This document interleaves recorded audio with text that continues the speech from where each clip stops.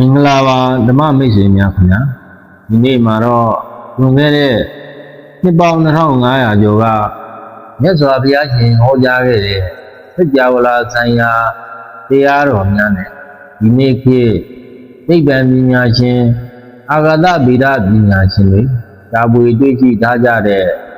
စัจ java လာ cosmology သဘောတရားတို့ကြားကအံ့ဩဖွယ်ရာကူညီချက်များကွာခြားချက်များကို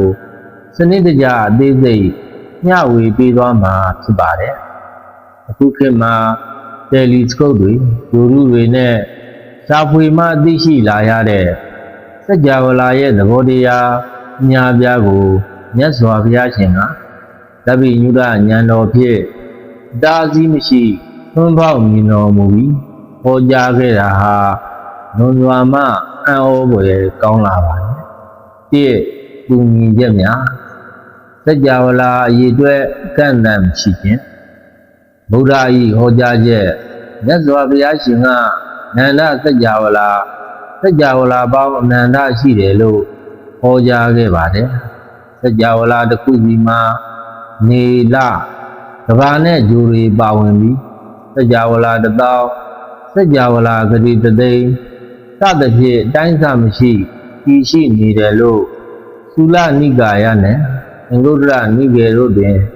ဖော်ပြခဲ့ပါတယ်။သိပ္ပံဤတွေ့ရှိချက်ကတော့ modern astronomy နဲ့ physics ကလည်းကျွန်တော်တို့မြင်နေနေထိုင်တဲ့ငကားငွေတန်း Milky Way Galaxy ဖြင့်ခြားသော Galaxy ပေါင်းဘီလီယံနှစ်ကြီးရှိကြောင်းပေနိစံသောမာတိပစัจ java လာအများပြား theory များဖြင့်သက်သေပြနေဖြစ်ပါတယ်။ဖြစ်ချင်းပြချင်းစဝိုင်းဘုရား၏ဟောကြားချက်ကစัจ java လာများသည်မြဲထာဝရတည်တတ်မနေပဲပျက်စီးခြင်းအိဋ္ဌနှင့်ပြန်လည်ဖြစ်ထွန်းလာခြင်းဆိုတဲ့အဆင့်တွေကိုစဝိုင်းပမာအချိန်ချင်းသက်တမ်းနေကြတယ်လို့ဟောတော်မူခဲ့ပါတယ်။သိပ္ပံဤတွေ့ရှိချက်ကတော့သိပ္ပံပညာဤBig Bang Theory မဟာပေါက်ကွဲမှုမှစัจ java လာစတင်ခြင်းနှင့် Big Crunch Big Freeze စัจ java လာပြန်လည်ချုပ်ဝင်ပျက်စီးခြင်း theory များသည်ဗုဒ္ဓဟောကြားခဲ့သောစัจ java လာ၏နိစ္စဖြစ်ခြင်းပြည့်ချင်းစဝိုင်းနှင့်ထပ်တူကြနေပါတယ်။အချိန်နှင့်လှုပ်ရှားမှု၏နှိုင်းရသဘော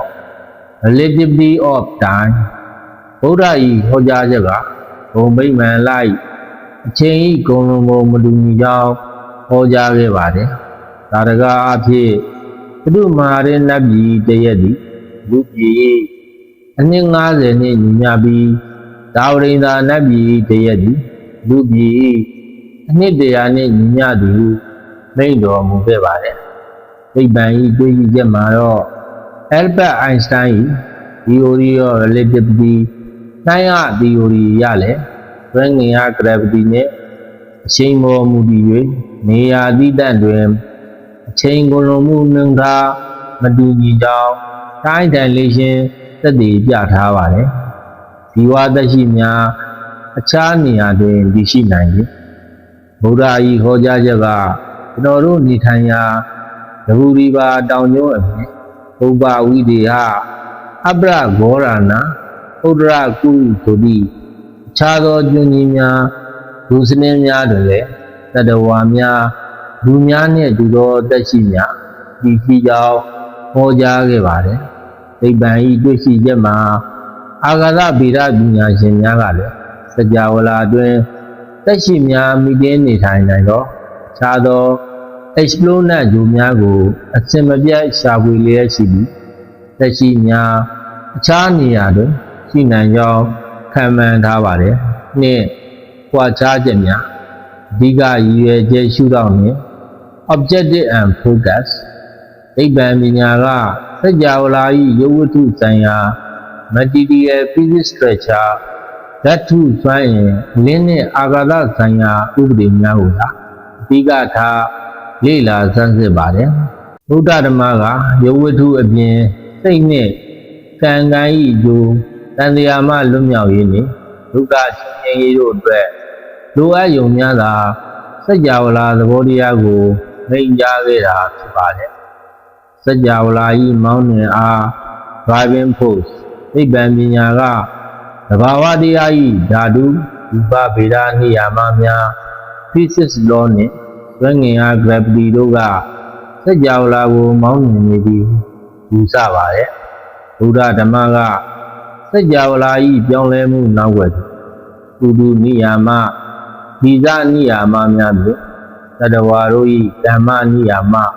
ကံတရားနှင့်စိတ်တနိယာမစိတ်ဤစွမ်းအားတို့ကလည်းရေးပါသောအခန်းကဏ္ဍမှပါဝင်နေသည်ဟုဟောကြားတော်မူပါတယ်။ဒါဝေစစ်စစ်သည့်ဉာဏ်များသိပ္ပံပညာကပြင်ပစက္ကရိယာများတယ်လီစကုပ်များသင်္ချာတွက်ဆက်မှုများနှင့်လက်တွေ့စမ်းသပ်မှုများကိုသုံး၍စัจ java လာကိုလေ့လာပါတယ်။ဗုဒ္ဓဓမ္မကမိမိ၏စိတ်ကိုစိတ်တဝိတ္တုဖြစ်အောင်သင်ကြံ၍ရရှိလာသောဒိဗ္ဗစက္ခုဉာဏ်အဘိညာဉ်ဉာဏ်စသည့်စိတ်တစအဘိဓမ္မာဉာဏ်တော်များဖြင့်စัจ java လာကိုဓာတ်ရိုက်ထွန်းပေါက်မြင်တော်မူခြင်းဖြစ်ပါတယ်။ဓမ္မမိတ်ဆွေပေါင်းတို့တိတိသိပ္ပံပညာကစัจ java လာကြီးလွန်ကျယ်သောကြောင်းကိုစက္ကရိယာများဖြင့်ဒီပြုပေးနေချိန်မှာဘုရားမြတ်စွာဘုရားရှင်ကတော့ဒီကျယ်ပြောလာတဲ့စัจ java လာကြီးတွင်ကဇလံမြရှိသောခန္ဓာကိုစိတ်နှင့်ရုပ်ထဲမှာပဲဒုက္ခနှင့်ဒုက္ခချုပ်ရာနိဗ္ဗာန်ရှိကြောင်းလမ်းညွှန်ပြသခဲ့ပါတယ်။သိပ္ပံပညာကပြင်ပစัจ java လာကိုစာဖွေတာဖြစ်ပြီးဗုဒ္ဓတရားတော်ကတော့အတွင်းစัจ java လာမိမိစိတ်ကိုငြိမ်းအေးအောင်စာဖွေနည်းဖြစ်ပါကြောင်းသင်ဆက်ပေးလိုက်ရပါတယ်။ကြည့်ရှုနားဆင်သူဓမ္မမိတ်ဆွေပေါင်းစိတ်အေးချမ်းခြင်း